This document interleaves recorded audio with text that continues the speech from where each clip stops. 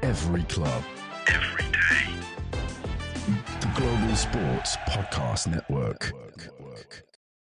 Hello and welcome back to the Daily Southampton, part of the Global Sports Podcast Network. It has been a while, but we are fully reunited as a full house of the Southampton team.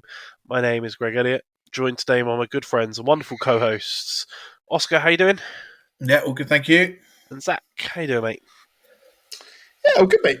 All good. Good. We are fresh off the heels of a press conference, ready for our weekend fixture against Fulham as our pre-season tour continues. How are you feeling about the game, boys? How we looking forward to it? No, that's not because I'm not looking forward to football. It's that, if you remember rightly, Greg, last time we played Fulham, I was like, yeah, I think we're going to buck tradition. I think it's going to be a really high-scoring, fun game, like 5-4. And I'm relatively sure it is the game that has put me to sleep the most out of every game I've ever seen us play. I think I tell a lie. I took my brother to a 0-0 West Ham draw about a decade ago, and he doesn't stop banging on about it. But that was a close second, I think. It was not a very entertaining game to watch, but it was a point. So if we get a 0-0 this week and it's a point, Yeah. no longer wasteful time. Yeah. Who says football's an entertainment industry anyway? It's all about. What about you, Austin? You looking forward to the game, getting back to this pre-season sort of form we seem to start?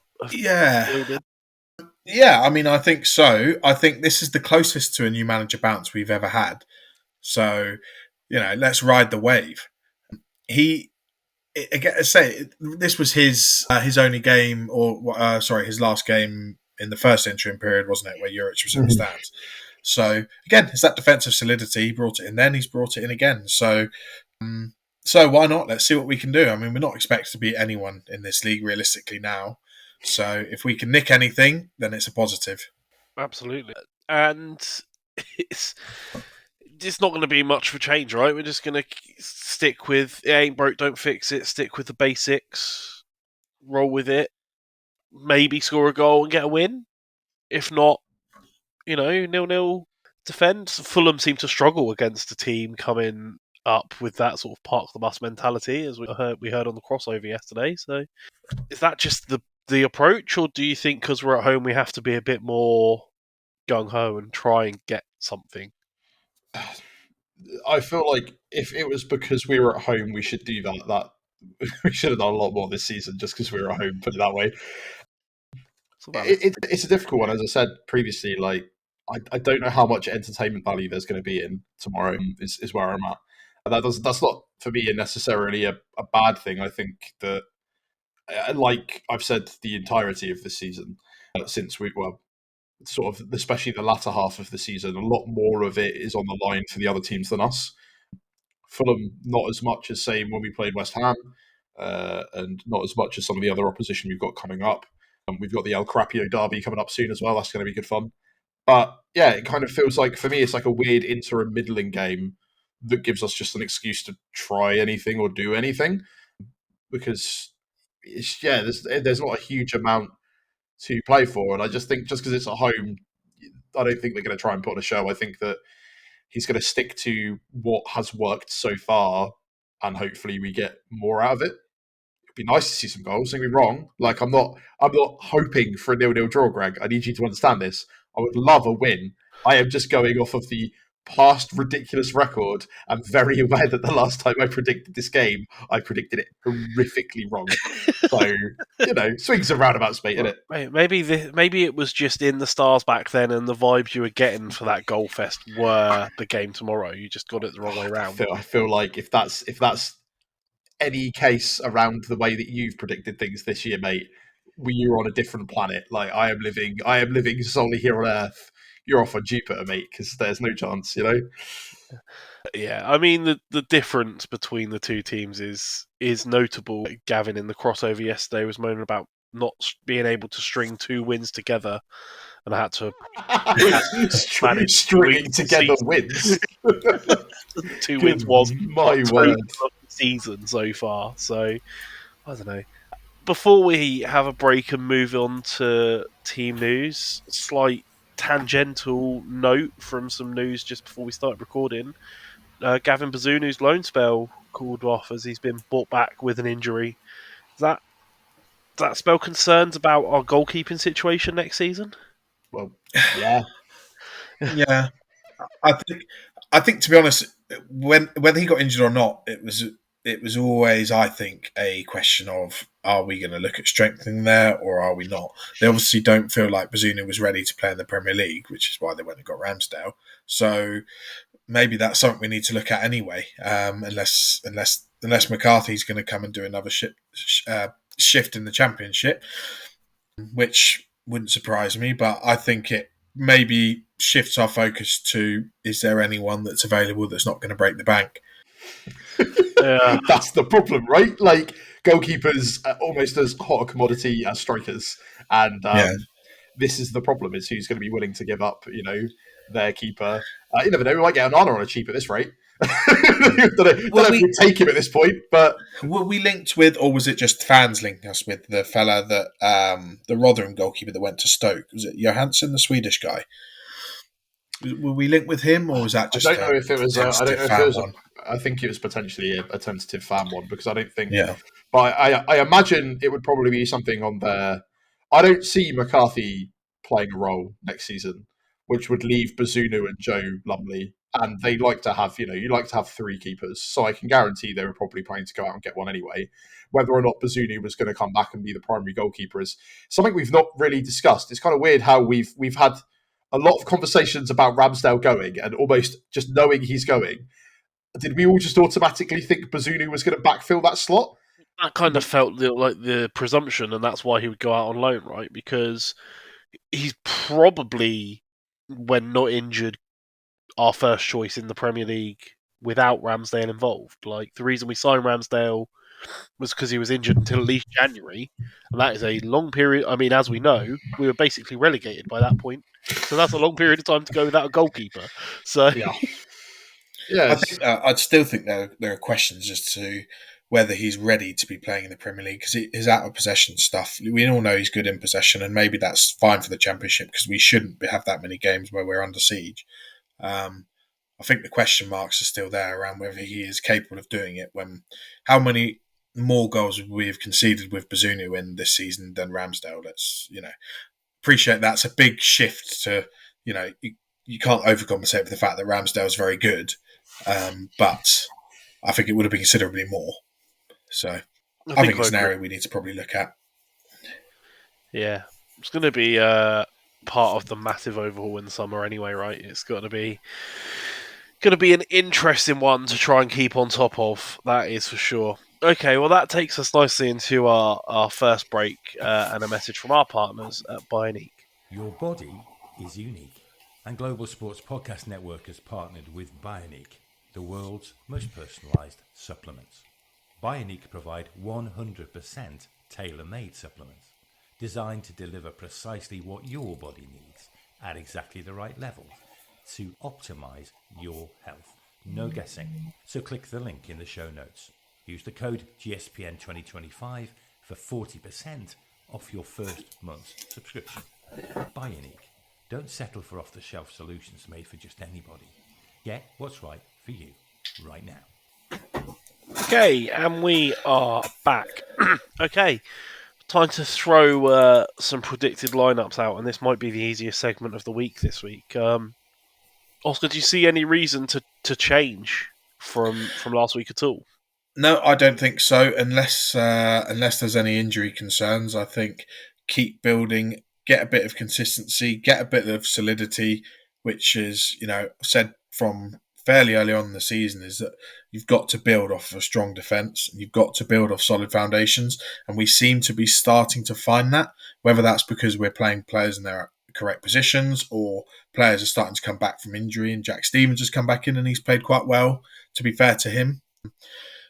And the Ogachukwu and Downs together, I've said for a while, I think that could be a slightly more physical, dynamic midfield than having a small bone in there. So if it were me, I'll be looking to keep it the same as where possible.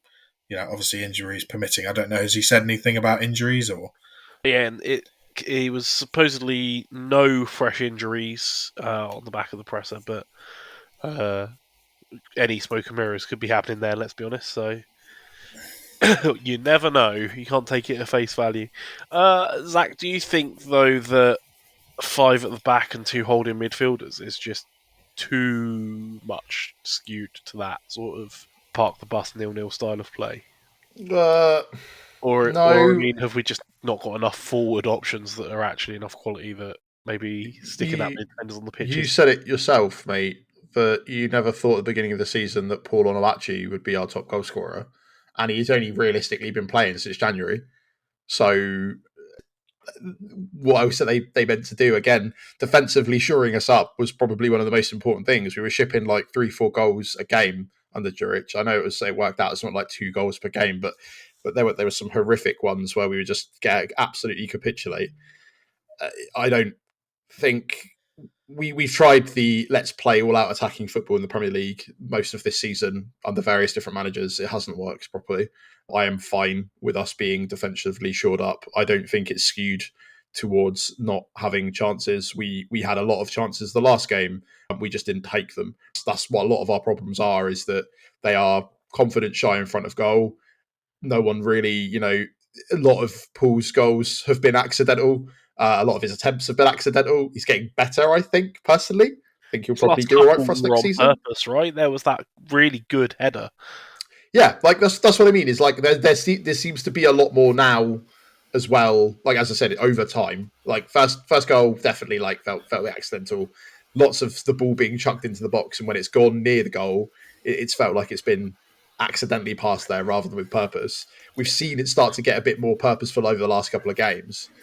Again, it's still not going in, which is a massive part of our problem throughout not just this season but many seasons prior. So I don't think that it's necessarily the way we're shaping up. I think it's just the fact that we're really bad at scoring. Is this how far we've fallen, that we're trying to debate whether our striker is intentionally actually trying to score the goals that he is or not? It's mean, isn't it? I think that, yes, he is trying to score goals. It just looks ridiculous sometimes, the way that he's attempting it. Yeah, no, I'm agreeing with you. I think it just, whether the goals he scores were intentional or not is probably more the way of putting it. To be fair, I also don't think, like, there's a bit of a nuance between a 3-5-2 and a 5-3-2. Playing 3 at the back or 5 at the back, whatever way you look at it, isn't necessarily defensive. If you think who's been our most creative player probably for the last 3 years, realistically, last year, Carl Walker-Peters, he created our goal on Saturday. I wouldn't really call him a right back. Like, no, he is more playing as a right winger, and Ryan Manning, can get forward and can deliver. So it's not necessarily a defensive formation. It has always seemed like that, and I suppose if you look at it on the face of it, 5 defenders and 2 holding mids, but it frees a bit of space up. So look, ultimately, if it's working, I'd take us drawing 0-0 versus losing 3-0 all day. If we can grind that point based off of the days out I've had at St Mary's this season, a 0-0 almost sounds refreshing, which is also, if you keep it at 0 at one end and you've got someone like Paul Onuachu at the other end, you never know. You might just be able to bounce one off his head in the last minute.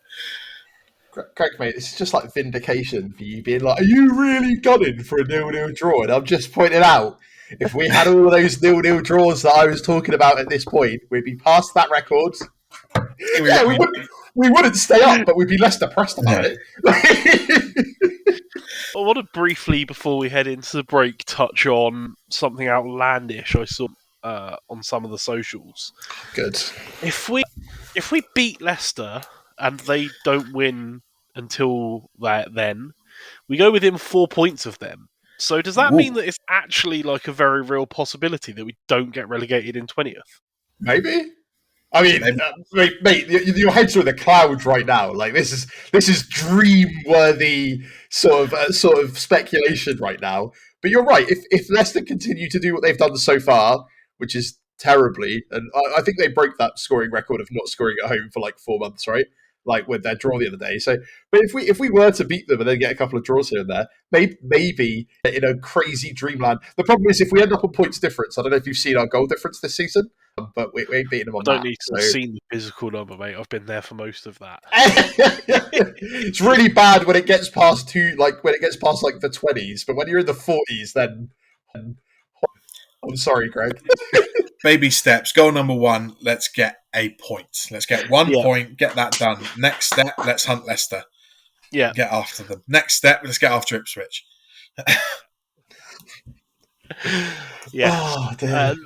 It's all part of making this sort of pre-season period a much more fun experience. It's already arguably been probably the most enjoyable part of the season.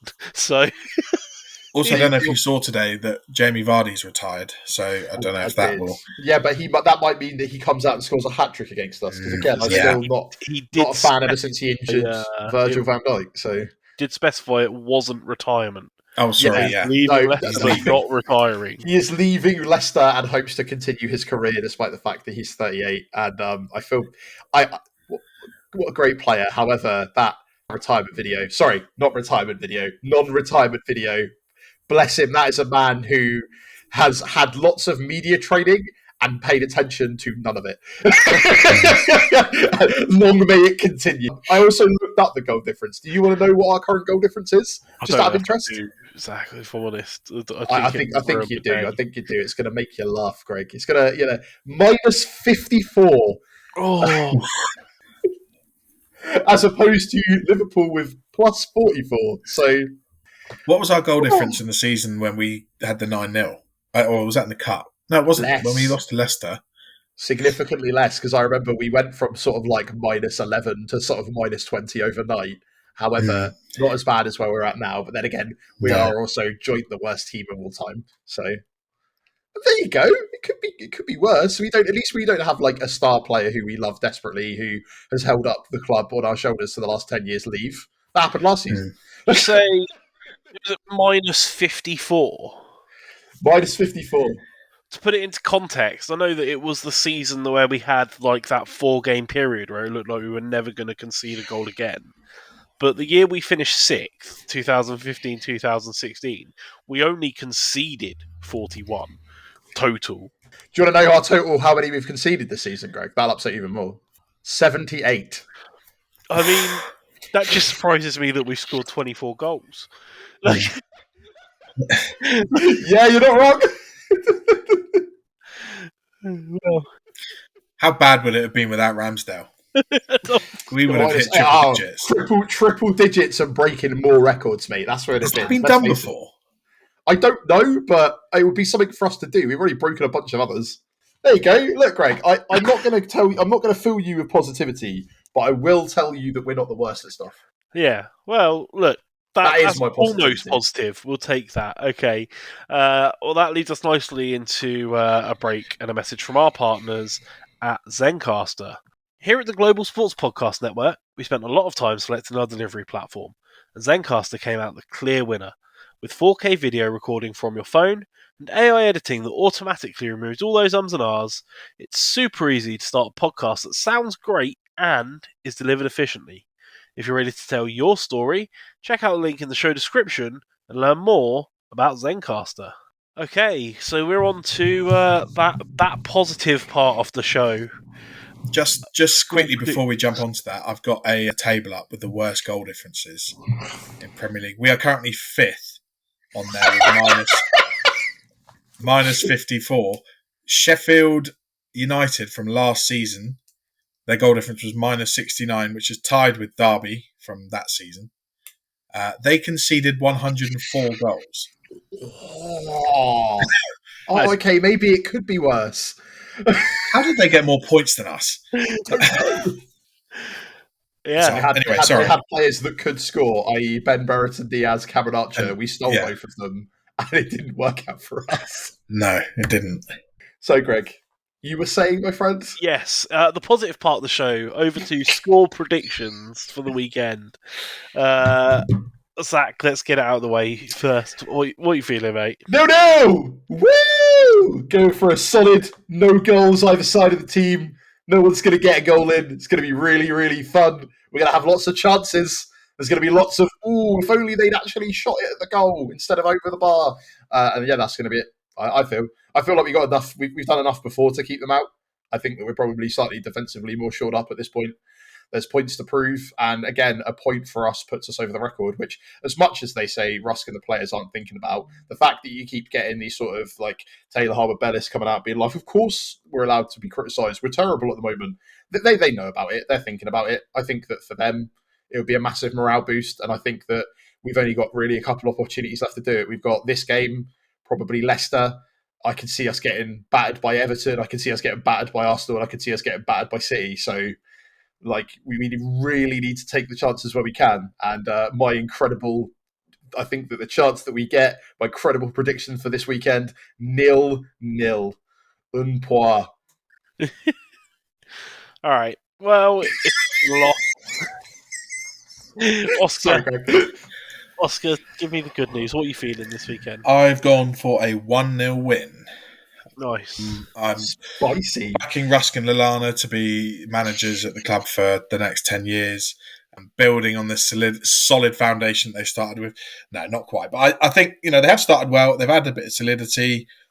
Fulham, realistically, have they got a huge amount to play for still? I don't know. I can't pretend to have looked. They can potentially still qualify for Europe because the 8th place can mean Conference League. It's just one of these nuts things. Up to European coefficients. Yeah. Well, I think there obviously is more on the line to a certain degree for us in terms of getting that 1 point. They need to have. I think it's possible. We've been a bit more solid recently. We can nick a 1-0 win. I'm going to go with a goal from a stat that I heard this week: the highest scoring Polish player in Premier League history, Yanni B. I'm going for a 1-0 win, Yanni B. To make it 10 goals he's scored. Where's that goal coming in the game? Are we having like an exciting last-minute winner, or are we having the most painful, drawn-out? I reckon solid first half, 0-0, and then 60th minute. He's going to score, and then we park the bus for the rest of the game. I don't know if I can take that. I don't know if that's... My blood. Look, I'm feeling positive. Like, we're going to build off this momentum. Right? I know that none of the other managers we've had this season have been able to string 2 performances in a row together. So, like, the history books tell us that we're going to capitulate and lose 3-1. But I'm just getting different vibes. I'm thinking 2-0. I think we'll go up early. And then I think it will be really uncomfortable until like the 83rd minute, and then we'll just get that second goal, and it will still be really uncomfortable, but at least we'll have 2. It's just the all vibe. 3 of us have gone for a clean sheet. Yeah. Yeah, I mean, how many have we had this season? That shows you how much has changed since the departure of both Juric and Martin. Yeah, the delusion levels are high, that's for sure. Look, who knows what's going to happen tomorrow? I'm excited. Hopefully it's going to be a nice sunny day. Get down to St Mary's, get back to the action, and hopefully see something better than we've seen the rest of the season, because it has been dross. So get us back into winning ways, let's hope. The pre-season continues. We will be back on Monday with our review, whatever happens, be it good or bad. Until then, thank you very much, guys, for joining me. Thank you, everyone, for listening. Drop your score predictions in the comments or send it to us on the socials. We're on Facebook, TikTok, Instagram, Blue Sky, X, YouTube, Instagram. I think I said it twice. That's fine. Let us know. Send it to us on there twice. Perfect. Until Monday, let's hope Saints don't ruin our weekend. Go on, boys. Woo! Every club, every day. The Global Sports Podcast Network.